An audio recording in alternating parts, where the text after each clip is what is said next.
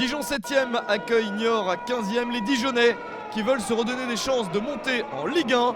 Ils n'ont perdu que 2 fois à domicile seulement et ils entendent faire respecter cet état de fait qui fait d'eux une des meilleures équipes du championnat à la maison. Mais les Niortais ont réussi de bons résultats et peuvent gagner à l'extérieur.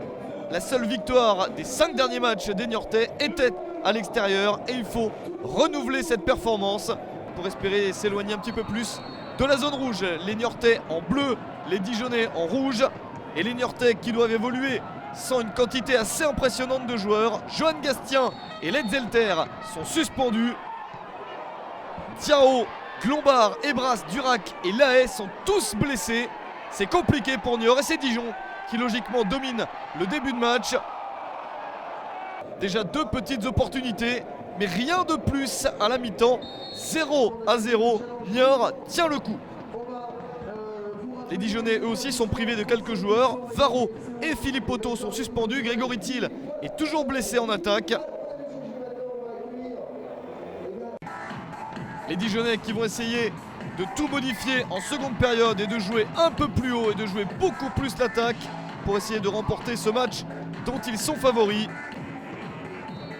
Les Dijonais qui restent tout de même sur 2 matchs sans victoire et aucun but marqué sur ces 2 dernières rencontres. Il est temps de retrouver le chemin des filets, mais les Niortais prennent confiance à mesure que le match avance. Et dès le retour du vestiaire, les Chamois attaquent et réussissent à obtenir la récompense à la 54e minute. L'ouverture du score est signée Jimmy Roy. Et c'est grâce au 5e but de la saison de Jimmy Roy que les Niortais mènent 1-0 à l'extérieur et se retrouvent dans une situation extrêmement favorable. Les Niortais qui essayent de se remettre de leur terrible défaite à la maison contre Le Mans la semaine dernière. Une défaite 3-2 alors qu'ils menaient 2-0. Ça s'était mal terminé. Johan Gastien avait été exclu et c'est pour ça qu'il est suspendu aujourd'hui. Dijon doit absolument réagir devant son public et c'est ce que font les joueurs dijonnais avec cette frappe sur la barre transversale. Pas de réussite sur cette action. Ensuite le match se corse pour les Niortais avec des cartons qui sont sortis.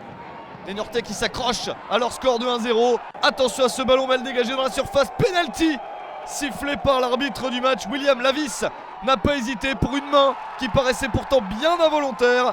Penalty transformé par Florin Béranguet à 10 minutes de la fin. C'est l'égalisation à 1 partout. 3e but de la saison pour Béranguet. Dijon s'en sort très bien.